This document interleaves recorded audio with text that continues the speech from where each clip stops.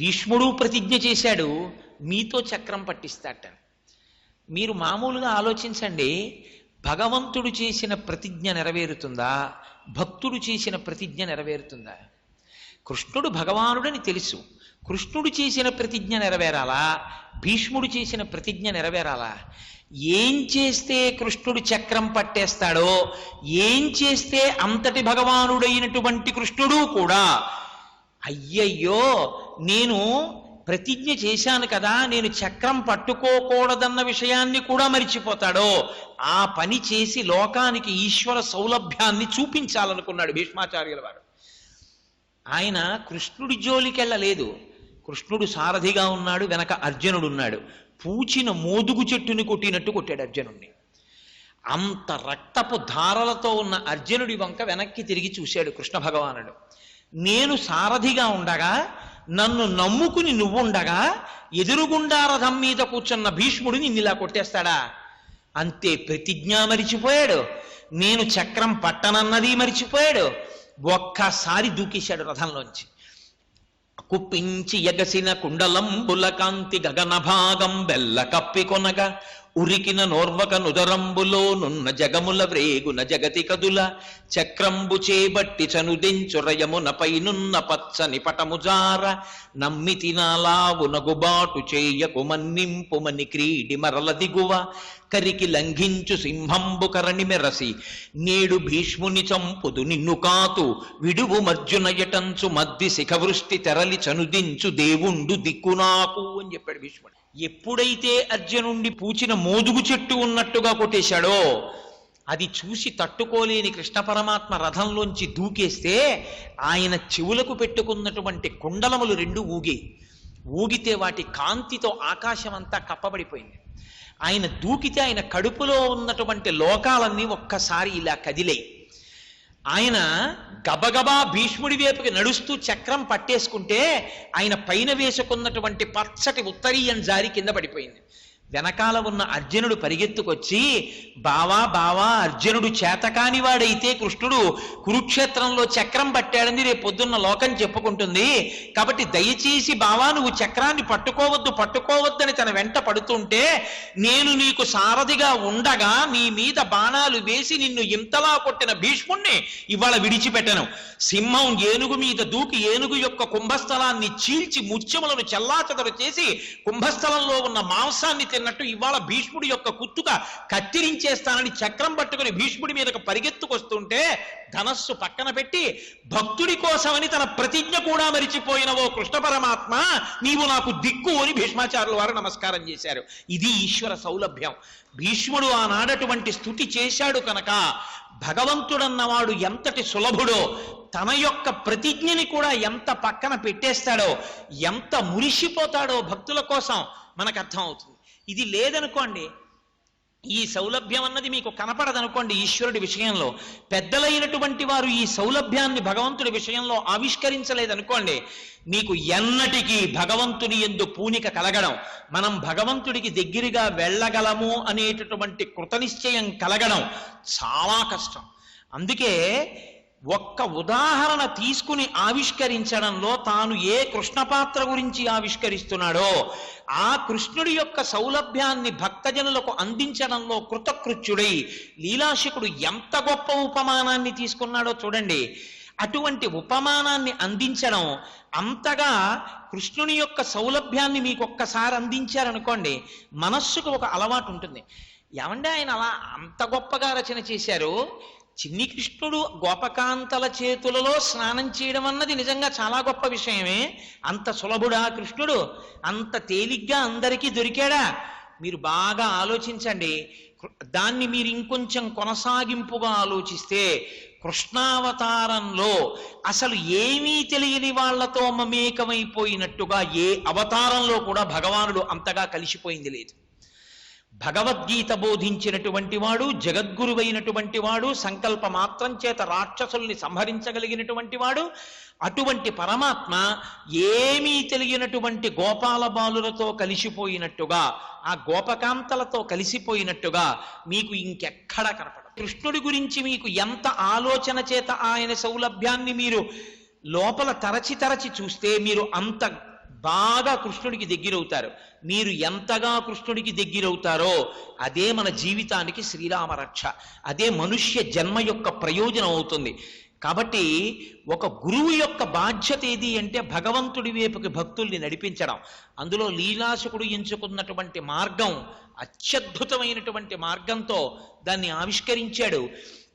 దీన్ని భీష్మస్తుతితో కలిపి కృష్ణుని యొక్క సౌలభ్యాన్ని మీకు నేను చూపించే ప్రయత్నాన్ని చేశాను.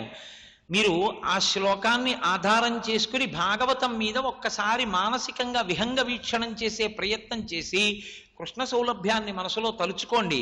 మీకు ఎంత ఆనందం కలుగుతుందో. ఎందుచేతనంటే కృష్ణుడిలా చేష్టితములను చేసి, కృష్ణుడిలా లీలలు చేసి, కృష్ణుడిలా అసలు అమ్మకి కూడా అంతగా విశ్వరూపాన్ని చూపించి కలిసిపోయినటువంటి అవతారం మీకు ఇంకెక్కడా కనపడదు. అసలు లేదు, అటువంటి అవతారం లేదు. ఎందుచేత అంటే అసలు ఈ పిల్లాడేనా ఇంత గొప్పవాడు అనుకుంది. ఆఖరికి యశోద కూడా. ఎటువంటి యశోద? ఆవిడే చూసింది విశ్వరూపాన్ని. సాక్షాత్ మట్టి తింటున్నాడు అని బలరాముడు వచ్చి చెప్తే, అన్నయు సకులును చెప్పెదరన్నా మన్నేల వేరు పదార్థము లేదే అంటే, అమ్మా మన్ను తినంగనే శిశువునో యాకొంటినో వెర్రినో నమ్మంజూడకు వీరి మాటలు మదిన్నీవు కొట్టంగ దారి మార్గమ్ము ఘటించి చెప్పెదరు కాదేనిన్ మదీయాస్య గంధమ్మ ఘ్రాణము చేసి నా వచనములు తప్పైన దండింపవే అంటే, నిజంగా నోరు విప్పితే చూసినటువంటి యశోద అంత విశ్వరూపం కనపడింది. అంత గొప్ప ఆనందాన్ని అనుభవించింది. ఏది? మరుక్షణంలో వైష్ణవమాయి కప్పాడు. ఎంత సులభుడైపోయాడో తెలుసా అండి యశోద దగ్గర. ఎంత ఆశ్చర్యం అంటే, భాగవతంలో అన్నం పెడుతోంది రాత్రి, మూతి ముడుచుకొని నేను అన్నం తిన్నని మొరాయిస్తున్నాడు. ఒళ్ళు మండిపోయింది. ఏ తల్లికైనా అన్నం పెడితే పిల్లల మీద ఎలా కోపం వస్తుందో యశోదకు అలాగే కోపం వచ్చింది. ఆవిడంది, అవునులే అమ్మని కదా, పిలిచి చక్కగా వెన్న ముద్దలు పెడితే ఎందుకు సహిస్తుంది, ఇప్పుడు కాసేపట్లో మాధవ కబళం తల్లి అంటూ భిక్షులు వస్తారు, నిన్ను తీసుకెళ్లి వాళ్ళ పాత్రలో పడేస్తాను.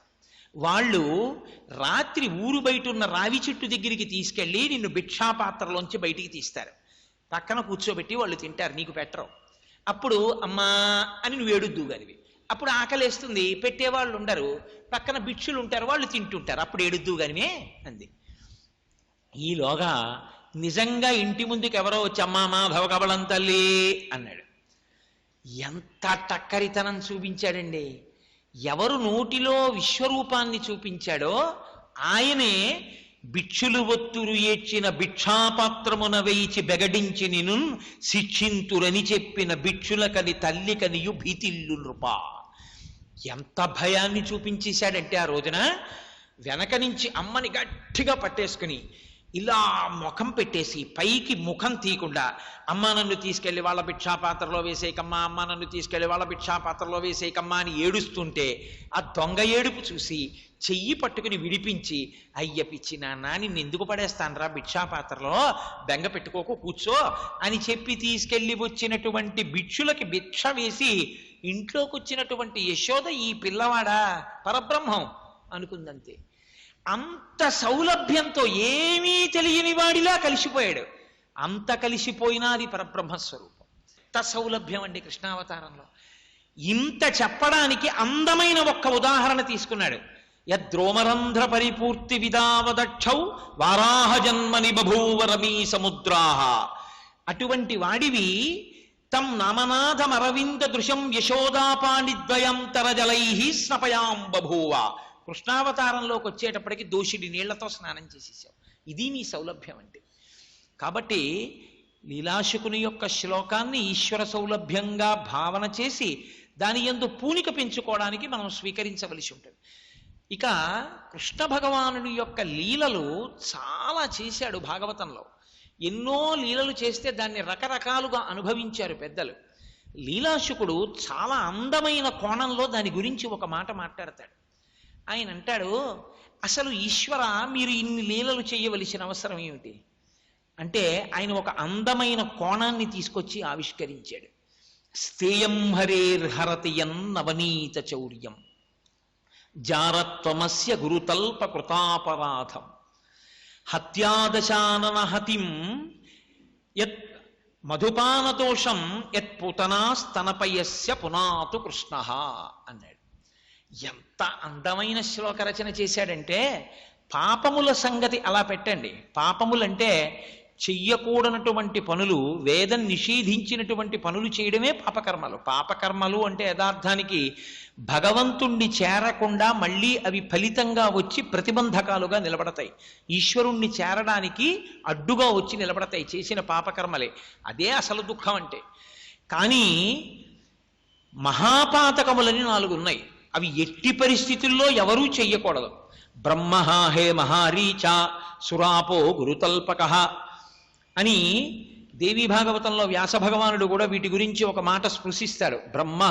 బ్రహ్మహత్య చేయడం, హే మహారీచ బంగారాన్ని దొంగిలించడం, సురాపో మధుపానం చేయడం, గురుతల్పక నోటితో కూడా ఉచ్చరించకూడదు, గురుభార్యతో కలిసి ఏకశయ్య మీద పడుకోవడం, సురాపో గురుతల్పక మహాపాతకినో హ్యేతే తత్సంసర్గీ చ పంచమః. ఇవి 4 కాకుండా పంచమహాపాతకాలు అంటారు. ఈ 4 ఏదో ఒక మహాపాతకం చేసినటువంటి వాణ్ణి నా స్నేహితుడు నా మిత్రుడు అని అంగీకరించి వాడితో కలిసి తిరగడం. అటువంటి వాణ్ణి స్నేహితుడు మిత్రుడు అని చెప్పి వాడితో కలిసి తిరిగినప్పటికీ ఎవరు అలా తిరిగాడో వాడు కూడా మహాపాతకం చేసిన వాడు అవుతాడు. అందుకని వాటి 5 పంచమహాపాతకాలంటారు. ఎవడో ఒకడు తెలియక చేశాడు. ఇప్పుడు వాటికి ప్రాయశ్చిత్తం లేదా అంటే కొన్నింటికి అసలు ప్రాయశ్చిత్తం లేదు.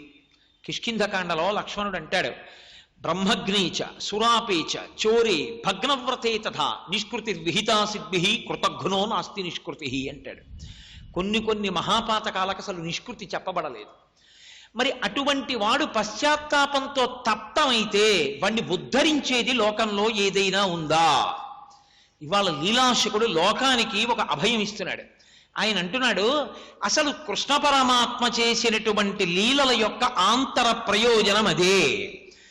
అటువంటి మహాపాతకాలు చేస్తూ ఇవి ఒకసారి చదువుకోమని కాదు, తెలిసో తెలియకో జ్ఞానం లేక పొరపాటున ఇటువంటి మహాపాతకం చేసిన వాడెవరైనా ఉంటే దాని యొక్క ఫలితం కట్టి కుడిపేస్తుంటే దాని నుంచి విముక్తుడవ్వాలంటే ఒక్కటే మార్గం, కృష్ణ పరమాత్మ యొక్క లీలలను చదువుకోవడమే.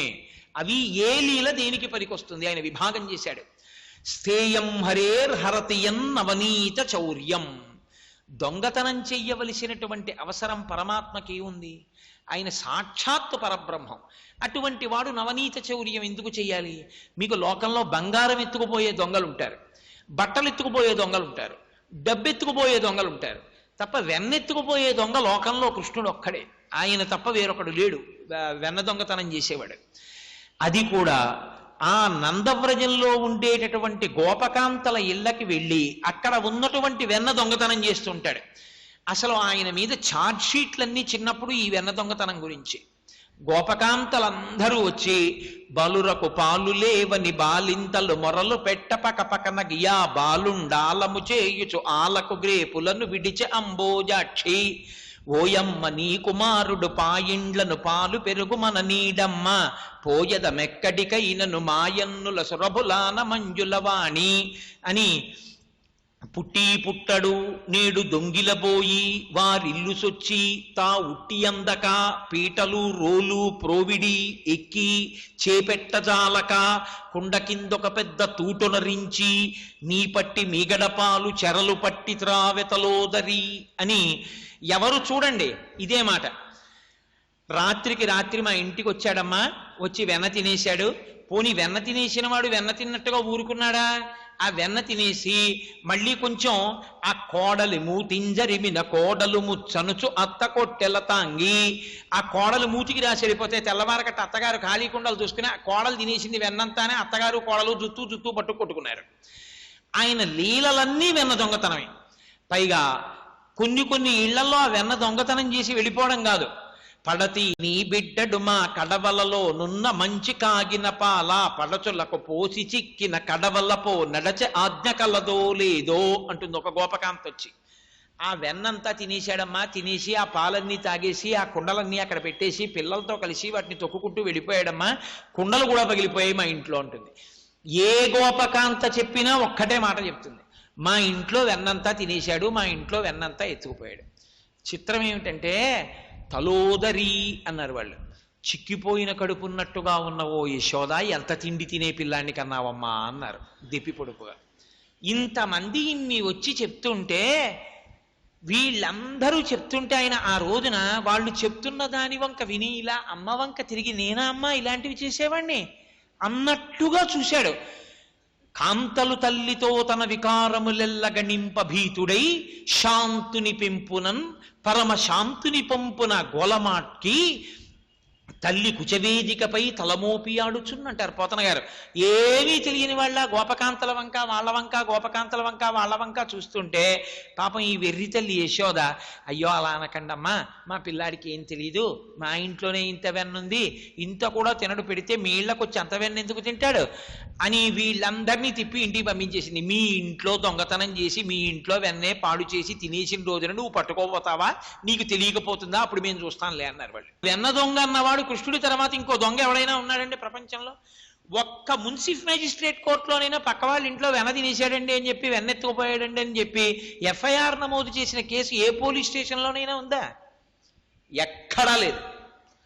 కానీ ఒక్క కృష్ణావతారంలో మాత్రం ఆయనకి ఎందుకంత వెన్న దొంగతనం అంటే, అసలు ఆ వెన్న ఏమిటో అనుభవించినటువంటి పెద్దలు చెప్పారు. శివానంద లహరిలో శంకర భగవత్పాదులు ఒక శ్లోకం చేస్తారు. అందులో అంటారు ఆయన, భృంగీచ్ఛానటనోత్కట కరిమదగ్రాహీ స్ఫురన్మాధవాహ్లాదో నాదయుతో మహాసితవపు పంచేషు నాచాధృత సత్పక్ష సుమనోవనేషు నపునః సాక్షాన్ మదీయే మనోరాజీవే భ్రమరాధిపో విహరతాం శ్రీశైల వాసీ విభు అంటారు. మనోరాజీవే భ్రమరాధిపో విహరతాం, నా మనస్సు అనేటటువంటి తామర పువ్వులో భక్తి అన్న తేనె ఉంటే భ్రమరాధిపుడైనటువంటి శ్రీశైల మల్లికార్జునుడు వచ్చి దాని మీద వాలి ఆ భక్తి మకరందాన్ని తాగుతాడు. కాబట్టి నా మనస్సు స్వచ్ఛంగా తామర పువ్వులా భక్తి మకరందంతో నింపి ఉంచవలసిన అవసరం ఉంది ఈశ్వరుణ్ణి పిలవడం కోసం. అప్పుడు ఈశ్వరుడు రావక్కర్లేదు, ఇలా భక్తితో నిండి ఉంటే వెతుక్కుంటూ ఆయనే వస్తాడు. నవనీతమనేటటువంటి మాట వెనక ఉన్న అర్థం వేరు. నవనీతం అన్న మాట దేన్ని సూచిస్తుంది అంటే ఈశ్వరుని యందు ఉన్న నిరతిశయ ప్రీతిని సూచిస్తుంది. పాలు స్వచ్ఛంగా ఉంటాయి. భగవంతుని యొక్క రూప గుణ లీలా విభూతులకు పాలు అని పేరు. పాలు ఈశ్వరాభిషేకంలో కూడా పంచామృతాల్లో వాడబడేటటువంటి మొదటి పదార్థం. పాలు సమీకృత ఆహారం. పాలు తాగి పడుకుంటే ఉపవాసం చేసినటువంటి వాళ్ళకి చక్కటి శక్తి కలుగుతుంది. అటువంటి పాలు భగవంతుని యొక్క రూప లీలా గుణ విభూతులను సూచిస్తాయి. భగవంతునికి సంబంధించినటువంటి విషయాలు ఏ ఉన్నాయో అవన్నీ పాలు. ఇప్పుడు ఈ పాలకుండే లక్షణం ఏమిటంటే కేవల కమ్మతనం కాదు, సంసార భ్రమణ పరితాపోపశమనం కల్పిస్తుంది. అది భగవత్ కథ కనుక అది కాని లోపలికి వెళ్ళిందా మామూలు పాలు నోటిలోంచి వెళ్ళి ఆకలి తీరుస్తాయి, కేవలం ఉదరపోషణ చేస్తాయి, రక్తాన్ని వృద్ధి చేయవచ్చు, మీకు లోపల ఉన్నటువంటి క్షుత్తుని నివారించవచ్చు. ఆయన మాట్లాడుతున్నది కృష్ణకర్ణామృతం, చెవులలోంచి వెళ్ళవలసిన అమృతం గురించి మాట్లాడుతున్నాడు. భగవంతుని యొక్క కథలు, భగవంతుని యొక్క విభూతులు సాక్షాత్తు పాలైనా అవి నోటితో తాగేవి కావు. అవి పెద్దల వలన విని చెవుల గుండా స్వీకరించవలసినవి.